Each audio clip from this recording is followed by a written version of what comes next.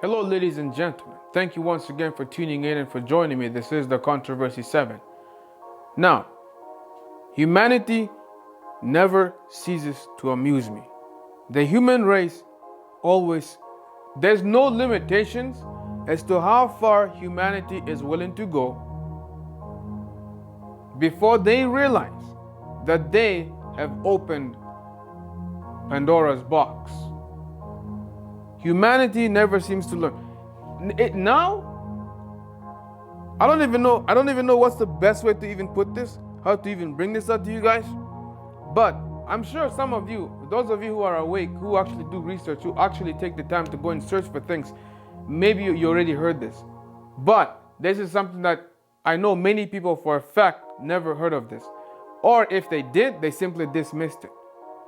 But here's what you need to know. Human genetics is being now intermingled with animal genes. More specific, human genes are being intermingled with pigs. Now I'm going to narrow things down to simplify things for you. What is being done right now, what scientists are now working on, is they are trying to create a human-pig hybrid. Once again, if you missed it, scientists are working extra hard by day and by night. They're working restless because they are trying to create a human-pig hybrid.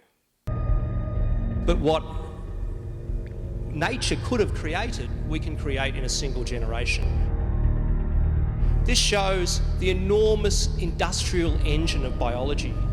And just as we can modify mice to run much further, we could modify humans to run much further. Scientists have found a way to grow human organs in animals. Yes, you heard that right. Human cells have successfully grown inside a pig embryo. For the first time, scientists are seeing how our cells grow and interact inside an animal. This pig, the first known chimera. We now have the opportunity to redesign evolution, to create what might be called rational evolution. Now let's observe this foolishness, absolute foolishness. This is absolute stupidity of the human race. Headline reads, human-pig hybrid created in lab to help grow donor organs. See, that's their excuse. This is their excuse to allow them to go ahead and do this bizarre experimentation. Why do I say that they are using quote-unquote donor organs as excuse for them to go ahead and do these bizarre experimentations? It's quite simple. These kinds of things have been taking place in the past. During World War II, the Germans were experimenting. They were doing bizarre experiments on the Jews and many other people. Bizarre experiments which involve mutilations, and also bizarre experiments which scientists, these mad, wicked scientists, these twisted scientists, should I say, experiments which they were trying to see even if they can be able to create life. These things have been taking place in the past. It is nothing new. Reading the article, we read the following, and I quote, "Scientists have created a hybrid of a human and a pig in a lab.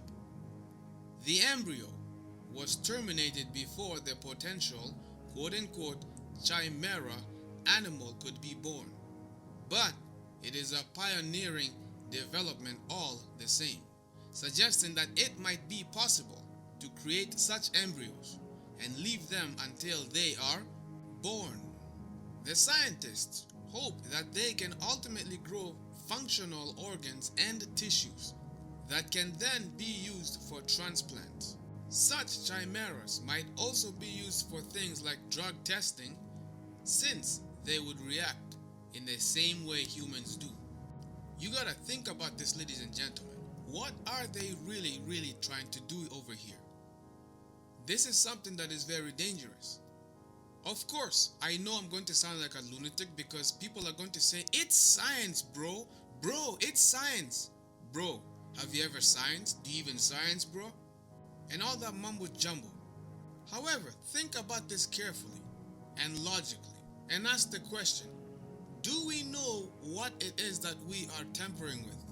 Because when you open Pandora's box, you don't know what's going to come out, and you're not going to know how to control it, and you don't know what else is going to be on the other side.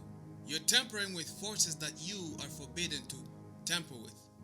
These people are opening a gateway to more problems that they cannot be able to control, they cannot be able to contain. The game of life and death is not in the hands of men.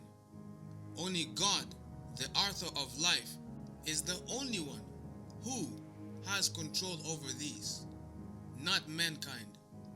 And may I add, I did a report where I spoke about the lab-grown meat. Now, it's coming to a restaurant near you. Lab-grown meats are going to be in the restaurants.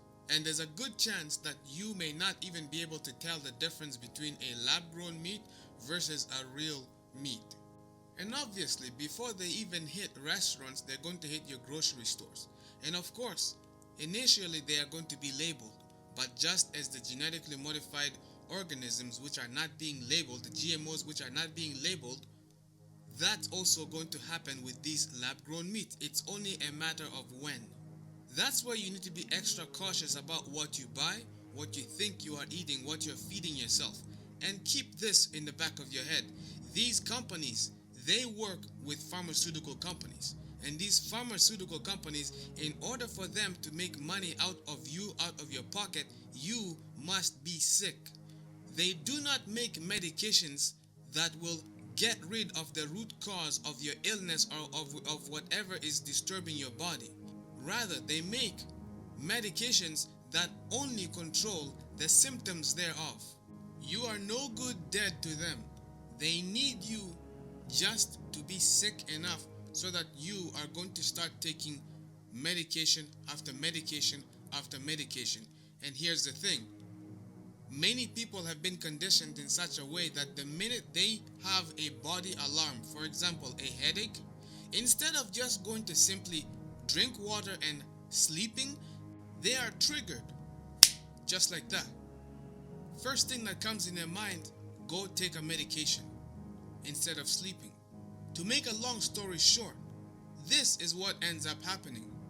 And unfortunately, I was able to witness friends, I know people personally who have fallen for this, because now they are stuck on many different medications for the rest of their lives. Yes, you heard me right, for the rest of their lives. Because when they are taking a certain medication for a certain problem which they have, they must take other medications with it as well, because that medication comes with other symptoms. And guess what? Those other symptoms need medication for them as well. And those medications also come with other symptoms. And in order to prevent those symptoms, you must take other pills. And those pills are going to also result in increased body weight, or they're going to do something unusual to your body. And before you know it, you are stuck in an endless cycle of taking pills in order for your body to function normally. Yet, the root cause has not been removed. These pharmaceutical companies, they need you just to be sick enough to keep feeding money into their pocket for the rest of your life. It's a business. It's a drug business that simply has been legalized. That's all it is. Start maintaining your body. Take care of this temple which God blessed you with the right way. Start taking care of your immune system. If you abuse your body and you don't take care of it, eventually your body is not going to take care of you. That is the simple equation. If you do wrong things with your body, do not blame anyone but yourself. When you get a certain disease or when you get a certain type of an illness that catches you, if you go and you keep eating McDonald's or you keep eating something that is not good for you and you know it's bad for you, do not be surprised when your immune system gives out on you. If you eat pork, do not be surprised when your immune system starts failing you and you become unhealthy. Pig is not good for you. pork is not healthy for you. There are many foolish Christians, and I get angry about this. Foolish Christians out there, many of them, have the audacity to even say, oh, I'm a Christian, I eat pork. You are not supposed to eat pork in the first place. It's unclean to you. And for those of you foolish Christians out there who even want to come and say, oh, how dare you call me foolish? I love pork. Pork is good for me. My doctor says pork is good. Shut up. Look at the Bible. What does your Bible say? Does the Bible say eat that pork is good for you? You are what you eat eventually. And let me tell you this, and if this doesn't change your mind, I don't know what will. You can't trust pork in the first place anyhow, because guess what? Did you know that human meat is actually likened to pork? Keep that in the back of your head. I hope you remember this in the back of your head the next time you decide that you're going to go and eat pork out in a restaurant. It's unhealthy for you. It's unclean to you. These are unclean creatures. Why do you think Jesus Christ cast the demons, the legions of unclean spirits into the swine? Think about the parallels. Unclean spirits, unclean creatures. Think. This sounds like something that comes from a horror movie or something that you only have in your nightmares, correct? Yes. However, this is something that is now actually being introduced. It's something that they are trying to create life. They're trying to modify the human embryo with animal embryo. They're turning you into a livestock. Human beings are simply being turned into livestock. Many Christians, and it's like many Christians are pretty much no different than the world, than the rest of the world. Primarily, if you are a Christian, your lifestyle should be different. And that also means that the way you eat, the way you drink, the way you take care of yourself, how you manage your body, all of this sets you apart from how the world standards are. Christians are not only to differ from the world just by simply reading the Bible, but doing everything else just like the rest of the world does. If you look at how the Bible it gives instructions on how certain things should be, and you follow that, you will understand that a Christian's life, how they dress, how they eat, how they walk, how they talk, everything about them is different than the people of the world.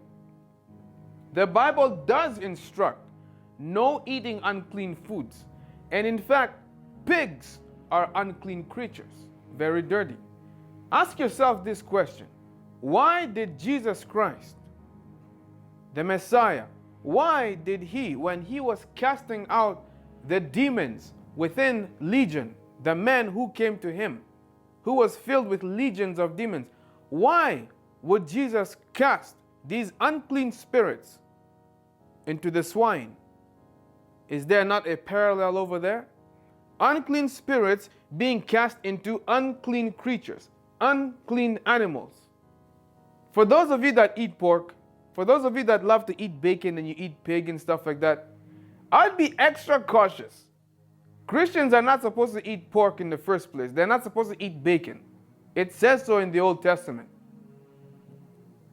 And for those of you who want to justify, find all these excuses as far as like why you should continue eating pork, you are free to do so. You can go ahead and do whatever you want. You want to eat as much pork as you go ahead.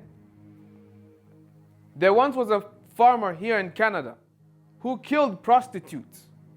And you know what he would do? After he killed them, he would take their flesh and he would grind it and he would mix it, intermingle it with pork meat, and he would give it away to his neighbors and friends for free. And guess what? They would eat that pork which they think is pork, and guess what? They didn't find any difference with it. You need to be careful. For those of you out there who think that you are eating pork and stuff, because there's a good chance that's not what you eat.